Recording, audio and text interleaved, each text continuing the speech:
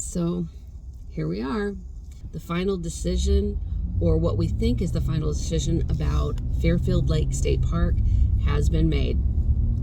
Stay tuned. I'll tell you all about it.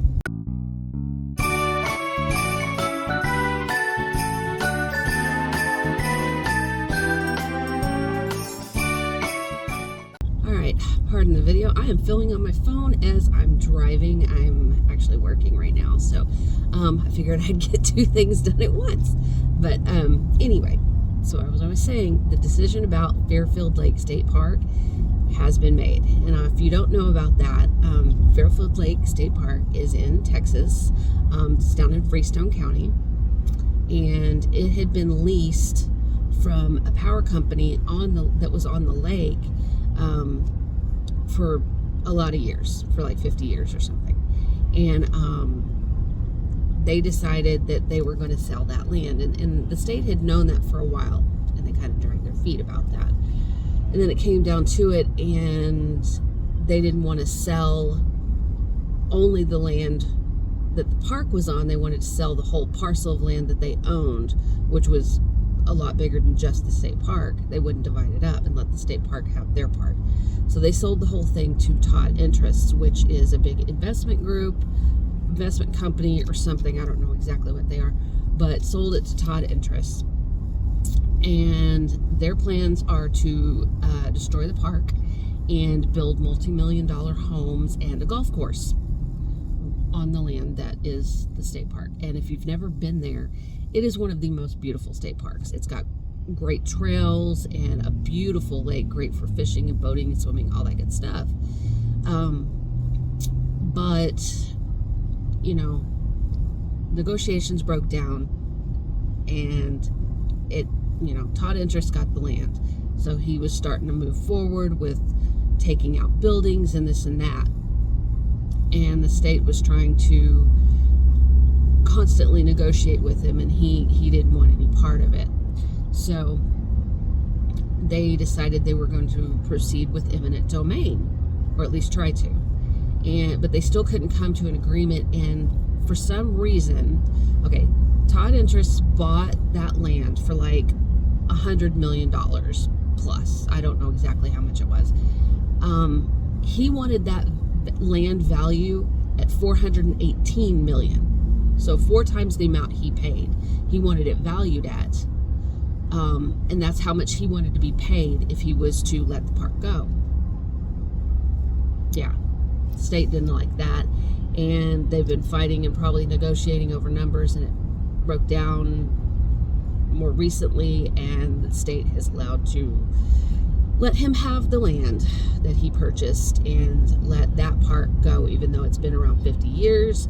There's a historical cemetery within it, and it is going to be detrimental environmentally because of all the animals and creatures that live within the park.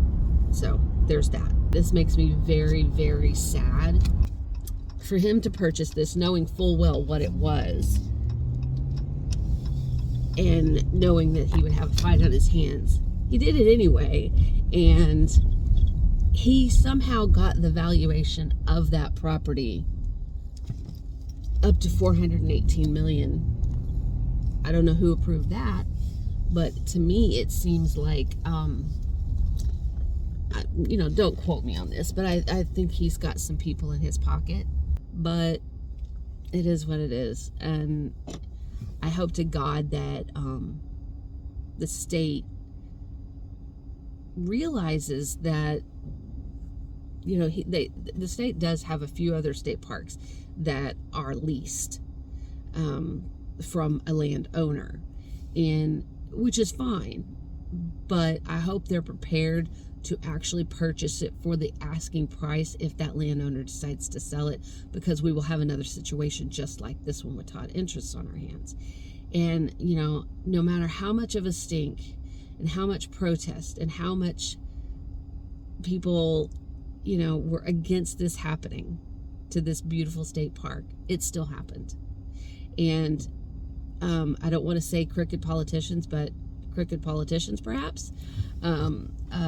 Money grubbing landowner now I mean, how could you not be considered that when you're wanting to tear up one of the most beautiful resources in Texas, which is one of our state parks, to build multi-million-dollar homes for the uber rich and price normal people out of the area, because there are not multi-million-dollar homes down in that area. This is going to be a big subdivision of those, and nobody wants that. Nobody down there wants that. The people, the state park goers, don't want that. So it's sad and unfortunate, and I hope to God this never happens again. I hope the state of Texas has learned their lesson about making sure they hold on to the beautiful land resources that we have, because if they keep letting money-grubbing corporations, companies, individual investment groups purchase land like this and take away our resources, we're going to run out of land. And you're probably thinking, well, isn't Texas quite big? Yeah, but Texas is pretty much, the majority of it is privately owned land. We don't have public lands. We don't have BLM lands here. Everything is privately owned, which is fine. But when everything starts getting turned into housing subdivisions of normal size houses, McMansions, multi-million-dollar mansions, it's being eaten up by that, and all the shopping areas, all the buildings and crap, that go with building those kind of subdivisions, and lots of road construction and noise, and it's a detriment to the environment. It's disgusting to see. I see it where we live in the DFW area, how just all the beautiful open land is being chewed up by money, essentially. So anyway, that's all I have for you today. I will list some links about this down in the description, in case you want to go and look and read a little bit more about it. This is just more of a summary about what's going on with it, or what has gone on with it. And I did a video before on it. I think it was back in January. I think we were in Tampa at the time.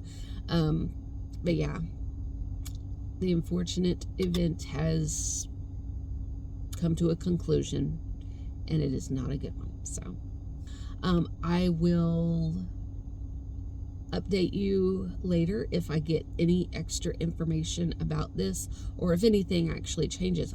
I don't know that it will. People are still fighting about this. They're still trying to get their voices heard, and still trying to get the state to purchase that land and keep it a state park. But it doesn't look good at this point. They've pretty much said the fight is over. So anyway, I will go for now, and have a spectacular day, and we will see you out there. Bye.